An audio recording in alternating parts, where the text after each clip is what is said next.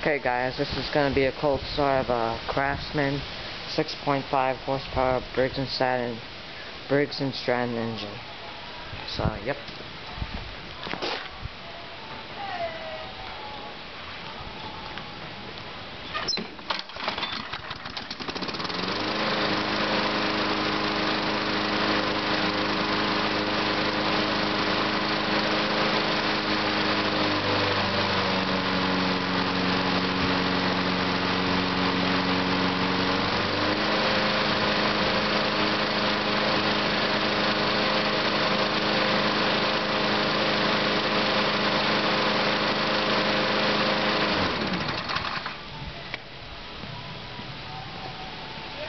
So that's a cold start.